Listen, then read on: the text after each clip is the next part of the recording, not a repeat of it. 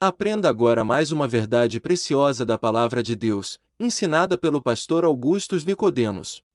E não se esqueça, por enquanto ainda temos algumas vagas no nosso grupo VIP do WhatsApp. O link para você participar está logo abaixo deste vídeo, na descrição. Então, é nesse sentido que ele está dizendo que isso não deve ser nem nomeado entre nós. Bom, e o que é que nós devemos fazer então em contraste? E aqui nós nos deparamos com uma declaração surpreendente do apóstolo Paulo. Porque imagina, Paulo está dizendo assim, olha, nem fala coisa imoral, né, o negativo, nada de imoralidade e de cobiça no meio de vocês. Antes, a gente imaginaria o quê? Santidade de vida, alguma coisa do tipo. Mas olha o que é que ele coloca como antídoto: ações de graças. Está aí no verso 4. Nem conversação torpe, nem palavra vã, chocarrice, coisas essas inconvenientes. Antes, pelo contrário, ações de graça. Em que sentido a ação de graça é o oposto da imoralidade e da cobiça? Eu creio que se a gente pensar um pouquinho, a gente descobre.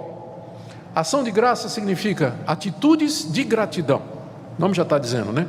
Atitudes e ações que demonstram que eu estou satisfeito, estou grato a Deus pelo que eu tenho.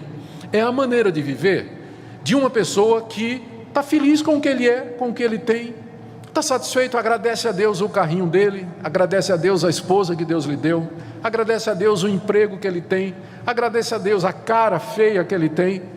Ele agradece a Deus, ele está contente, ele sabe que Deus é o soberano de todas as coisas, que Deus está no controle de todas as coisas, então ele está feliz. Não quer dizer que ele não vai se esforçar um pouco mais, né, para subir na vida, um emprego melhor, comprar um carro melhor, ou quem sabe dar um jeito na cara dele, ou melhorar. Ele pode fazer um monte de coisa, entende? Mas ele pode fazer isso por outra razão, não porque ele diz assim: puxa vida, Deus me fez essa pessoa, eu não aceito essa maneira que Deus me fez, essa mulher que Deus me deu, não aceito essa mulher, vou arrumar uma outra melhor. Não. A pessoa que está grata a Deus, ela não vai cobiçar a mulher do próximo, essa pessoa não vai cobiçar o marido da próxima, não vai cobiçar o carro, o emprego, nada do próximo. Por quê? Porque a vida dela é ação de graças, ela está feliz, ela está grata a Deus pelo que ela tem. Então é nesse sentido que a gratidão é o oposto da imoralidade. Porque se você está feliz, se você está grato a Deus, você não vai procurar se satisfazer pulando a cerca com a mulher do próximo ou com o homem do próximo, ou com a mulher ou um homem que não são seus. Você não vai fazer isso, porque você está feliz, você está grato a Deus pelas coisas que Deus lhe deu. Então é por isso que a gratidão é o oposto da imoralidade e da cobiça. Por isso que Paulo diz: longe de vocês toda imoralidade, antes, aí vem um lado positivo, ação de graças. Agora, quais são os motivos que Paulo nos dá para isso? Por que é que eu devo viver uma vida de gratidão e nem ao menos nomear a imoralidade e a cobiça entre nós? A primeira razão eu já disse a vocês, já adiantei, está no verso 3. Ele diz assim: porque isso não convém a santos. Não convém a santos. Então, já expliquei essa razão. A segunda razão que Paulo diz está aí no verso 4. Ele diz que não haja conversação, verso 5. Sabeis, pois, isso: nenhum incontinente ou impuro ou avarento que é idólatra tem herança no reino de Cristo e de Deus. Ele está dando aqui mais uma razão para você largar a imoralidade e a cobiça e viver uma vida de gratidão a Deus. A razão é essa: Cristo já reina, Cristo já tem um reino. É verdade que o reino de Cristo na sua plenitude ainda é futuro. Nós aguardamos a vinda do Senhor Jesus, quando Ele vai inaugurar o novo céu e a nova terra, onde habita a justiça. E essa é a nossa esperança, a vinda do Senhor Jesus. Mas Ele já reina, Ele já está sentado à direita de Deus, Ele já tem todo o poder no céu e na terra, e Ele já está executando o seu plano aqui nesse mundo. Paulo diz aqui que os santos, os que são de Cristo, já têm parte com Ele. Aqui nesse mundo nós já participamos, nós somos herdeiros desse reino de Cristo. Nós estamos no mundo, mas na verdade nós não pertencemos a ele. Nós somos cidadãos brasileiros, mas também cidadãos do reino celestial. E como tal, nós já experimentamos aqui nesse mundo um pouco daqueles poderes, daquelas virtudes que nos estão reservadas no final de todas as coisas, quando Cristo vier. Nós já experimentamos perdão, nós experimentamos um pouco de santificação, amor, paz, tranquilidade, comunhão com Deus, conhecer a Deus e o seu Filho Jesus Cristo. Todas estas coisas nós já experimentamos aqui. É isso que significa ter parte ou ser herdeiro do reino de Cristo, porque Ele já reina. E o reino dele já irrompeu aqui nesse mundo, desde que Ele veio. O que Paulo está dizendo aqui é que determinadas pessoas não podem entrar no reino de Cristo, não podem fazer parte do reino de Cristo. Ele dá a relação aqui, olha, saibam isso. Nenhum incontinente, todo mundo sabe o que é incontinência, é falta de domínio. É falta de domínio próprio, de você se controlar. Você simplesmente não consegue se controlar. Então a incontinência aqui é nessas áreas que foram mencionadas. A pessoa que simplesmente não tem controle sobre os seus desejos sexuais, sobre os seus impulsos sexuais, por exemplo, ou o desejo de ter aquilo que não lhe pertence. Então, a pessoa que não se controla, Paulo está dizendo, essa não tem parte no reino de Cristo. Por quê? Ora, porque um dos privilégios de ser de Cristo é ter o Espírito Santo em nós. E o fruto do Espírito é o quê? Domínio próprio. Domínio próprio. Então uma pessoa que é descontrolada, ela não consegue se controlar, ela está vendo pornografia o tempo todo, está olhando para as mulheres e cobiçando as mulheres, imaginando coisa o tempo todo, olhando para os homens a mesma coisa, olhando para o carro do vizinho, olhando para tudo que ele vê, ele quer, ele não tem controle disso. Isso é uma prova de que ele não é de Cristo. Eu não estou dizendo que um verdadeiro cristão não possa acontecer isso com ele. Mas se acontecer, tem que ser exceção. Tem que ser exceção, tem que ser um acidente de percurso. Esse tipo de coisa, a incontinência espiritual, ela não pode ser aquilo que marca a sua vida. Se você vem sendo incontinente espiritual sua vida toda, então alguma coisa está errada. Alguma coisa tem que estar errada, porque ele está dizendo aqui, nenhum incontinente faz parte do reino de Cristo. Não sou eu que estou dizendo, é o apóstolo Paulo. Nenhum incontinente faz parte do reino de Cristo. Ele continua. Nenhum impuro. A impureza aqui eu já expliquei, ela está relacionada com a impudicícia, a porneia, é a impureza sexual. E como eu disse, infelizmente, no andar dessa vida, um crente verdadeiro pode tropeçar e cometer uma porneia, uma imoralidade sexual. Infelizmente, ele pode errar, ele pode fazer o que não devia, mas se ele é crente de verdade, ele vai chorar muito, ele vai se arrepender muito, ele vai amargar o que ele fez, ele vai desejar que Deus o levasse de volta no tempo para que ele pudesse passar por aquele período e fazer a coisa certa, porque ele não quer nunca mais fazer isso. Ele está arrependido, está disposto a assumir as consequências do seu erro, mas o que é impuro, ele continua a fazer a impureza. Ele pode até sentir um pouco de remorso aqui e acolá, mas ele continua na imoralidade, no adultério, na fornicação. Ele continua nesse tipo de coisa. Então esse também não tem parte no reino de Cristo e no reino de Deus. Olha o que Paulo diz em terceiro lugar. E nem o avarento, que é idólatra. Ué, em que sentido a pessoa que é avarenta? Avarento é quem gosta de dinheiro, né? E por isso segura o dinheiro. Para separar o avarento do seu dinheiro tem que ser, briga, né? Tem até aquela expressão, a gente chama de mão de vaca, né? Porque a mão de vaca é um casco fechado. Lá em São Paulo o pessoal definiu o avarento como alguém que era capaz de atravessar o rio Tietê a nado com um sonrisal na mão e o sonrisal não derrete. Fechado assim, não derretia o sonrisal, né? Que é a mão fechada mesmo. Acho que aqui deve ter essa mesma piada que vocês não riram, né? Então já devem ter ouvido isso aqui. Mas por que Paulo diz que o avarento é idólatra? Vocês sabem a resposta. É que na Bíblia o amor ao dinheiro, ele é considerado como um Deus. Inclusive Jesus disse, vocês não podem servir a Deus e a Mamon. Mamon é o nome do Deus dinheiro. Então o dinheiro aparece na Bíblia como sendo rival de Deus. Por que o dinheiro é o rival de Deus? Porque as pessoas, em vez de confiar em Deus, confiam no dinheiro. Em vez de apelar a Deus para resolver os seus problemas, eles querem ter dinheiro para resolver os seus problemas. Em vez de buscar felicidade em Deus, eles vão buscar felicidade no dinheiro. É nesse sentido que, para muita gente, o dinheiro é Deus. E é por isso que a Bíblia diz que o avarento, ele é idólatra. Ele se curva diante do dinheiro como se fosse Deus.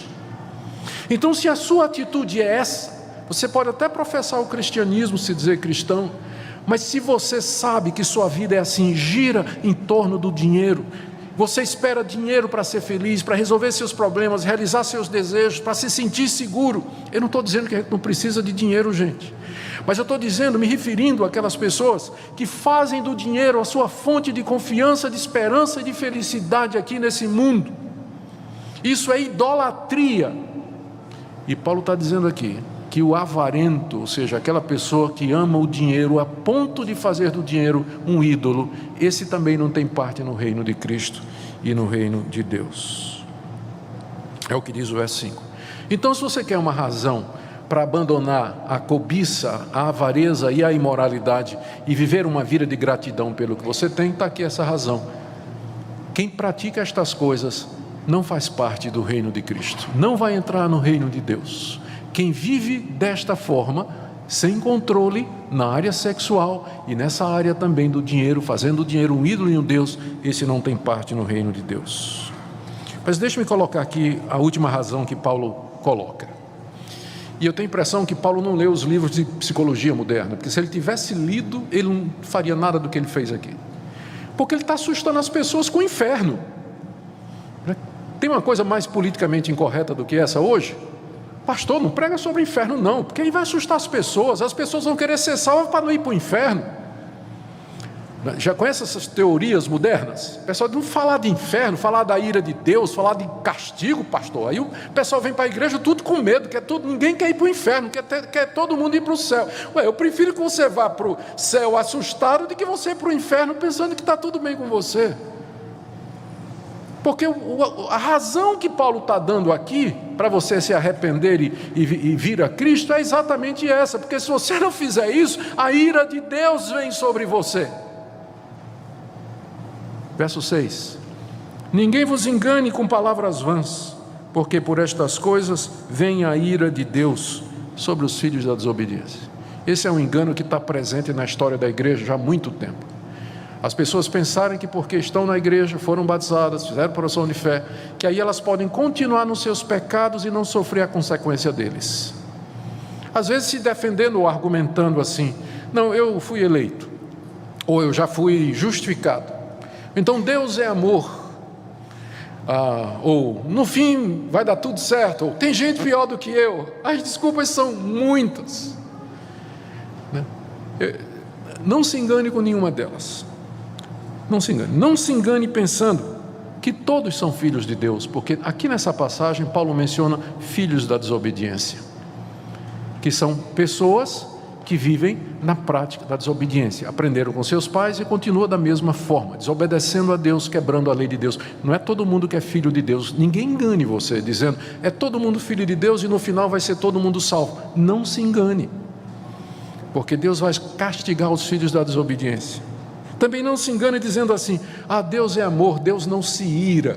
Paulo está falando aqui da ira de Deus. O que é que você acha que é a ira de Deus? É Deus levantar uma sobrancelha, olhar assim e dizer, e ficar por isso? Você acha que é isso a ira de Deus? A ira de Deus é a manifestação da sua justiça retributiva, em que Deus trata o pecador como ele merece. Eu estou falando do inferno. É isso que a ira de Deus significa. Não se engane pensando que, mas isso é uma coisa que vai acontecer no futuro. Paulo está dizendo que a ira de Deus vem, aqui e agora. Ela já vem sobre o pecador impenitente. Já vem sobre quem vive dessa maneira, aqui e agora. Ele já começa a sentir os efeitos disso, até a consumação, quando a ira de Deus será derramada plenamente sobre ele.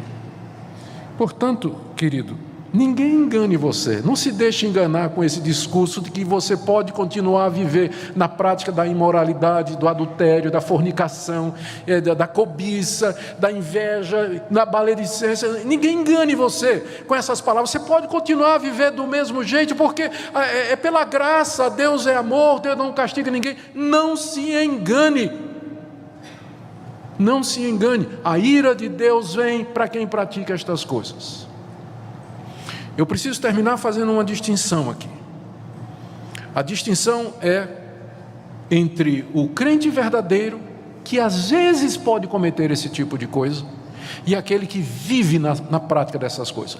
O que Paulo está condenando aqui, Paulo está sentenciando aqui, são aquelas pessoas cuja vida é marcada por isso, onde não há sinal de mudança, não há sinal de regeneração e de novo nascimento. Então não se iluda, se durante a sua vida toda não há arrependimento disso, não há mudança disso, não há desejo de abandonar isso, então você deve muito bem se perguntar se você de fato conhece a Deus e conhece ao Senhor Jesus Cristo. Você pode ser um desses sobre quem a ira de Deus está vindo, mas eu quero lhe dizer nessa noite que só o fato de você estar aqui ouvindo essa mensagem já é um sinal da graça de Deus e do favor de Deus para você. Hoje à noite Deus lhe chama, não importa o quão profundamente você pecou, o quão profundamente você errou, mas nessa noite Deus lhe chama, a que você se arrependa dos seus pecados, que você creia no perdão que Deus pode dar ao pior pecador, e você venha para o reino de Cristo, mediante a fé na sua pessoa, no sacrifício que Ele fez na cruz do Calvário. Não pense que nós estamos dizendo palavras vãs. Não pense que nós estamos dizendo palavras vãs. As palavras que nós estamos dizendo aqui nessa noite são palavras da Escritura, não são palavras minhas. Eu estou dizendo a vocês o que é que Paulo está dizendo. E Paulo foi inspirado por Deus, ele está falando as palavras de Deus. Então Deus está lhe dizendo nessa noite: abandone esse caminho, nem se nomeie entre vocês esse tipo de coisa, mas vivam uma vida de gratidão. Talvez você se pergunte, mas onde é que eu vou encontrar forças para isso? É o que eu preguei no domingo passado. Não entristeça o Espírito Santo, porque é dele que vem o poder para isso. Ele que habita em nós.